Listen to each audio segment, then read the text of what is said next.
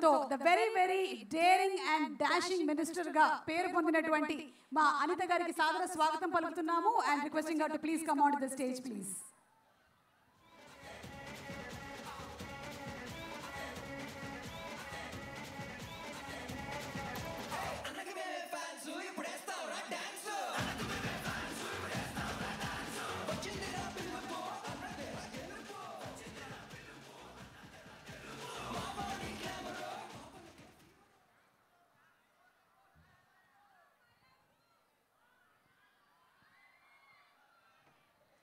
అమ్మా అందరికీ నమస్కారం.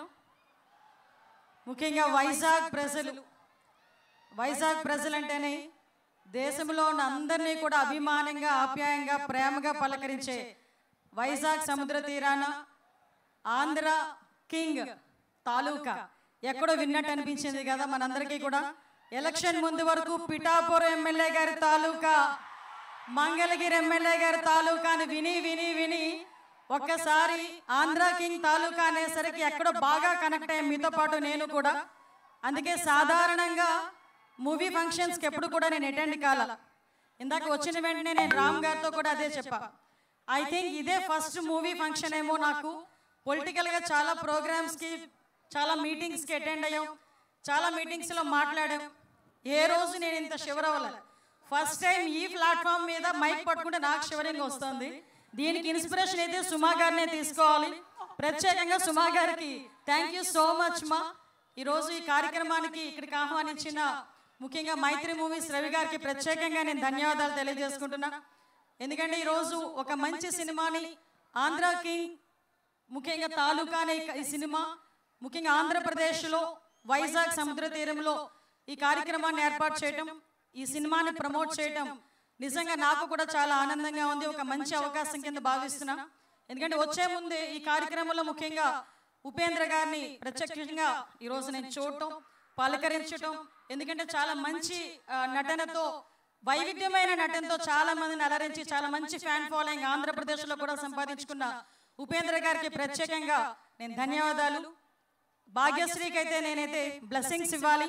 ఎందుకంటే అమ్మాయిని చూడగానే చాలా క్యూట్గా, చాలా చక్కగా, తన యాక్టింగ్ కూడా చాలా మంచిగా అనిపించింది. గాడ్ బ్లెస్ యూ తల్లి. ముఖ్యంగా మీ అందరి ఎనర్జెటిక్ హీరో. నేను ఫస్ట్లో రామ్ సినిమాలు చూసేటప్పుడు ఈ అబ్బాయి ఏమైనా స్ప్రింగ్లు పెట్టుకున్నాడా కిందన అనుకునేదాన్ని. ఆ డ్యాన్స్ చేసేటప్పుడు, ఆ మూమెంట్స్ చేసేటప్పుడు కూడా ఆ మూమెంట్స్లో పర్ఫెక్షన్ కానీ ఆ డ్యాన్స్ మూమెంట్స్ కానీ చేసేటప్పుడు ఏదో స్ప్రింగ్ మింగాడో, స్ప్రింగ్ కిందన పెట్టుకున్నాడు, ఏదో సంథింగ్ జరిగింది అనుకున్నా. First of all energetic hero రామ్కి ప్రత్యేకంగా అభినందనలు తెలియజేసుకుంటున్నా. వైజాగ్ ఎప్పుడు కూడా మీ అందరికీ కూడా బ్లెస్సింగ్ ఇస్తూనే ఉంటుంది. ఒక మంచి సినిమాని ఈరోజు నేను ఇందాక రావు రమేష్ గారు ఇంకా చాలా మంది ఆర్టిస్టులు ఉన్నారు. అదేవిధంగా ముఖ్యంగా ఈ కార్యక్రమానికి మహేష్ ప్రత్యేకంగా వైజాగ్ వాసి అవ్వటం ఒక గర్వకారణంగా భావిస్తున్నా. ఇందాక నేను కూర్చున్నంతసేపు నా అబ్జర్వేషన్ ఒకటి ఉంది. ఏంటంటే స్క్రీన్ ముందు హీరోస్ని చాలా మందిని చూసాం, కానీ స్క్రీన్ వెనకాతల పనిచేసిన హీరోస్కి నిజంగా ఈ వేదికగా వాళ్ళందరికీ కూడా సెల్యూట్ చెప్పాలి.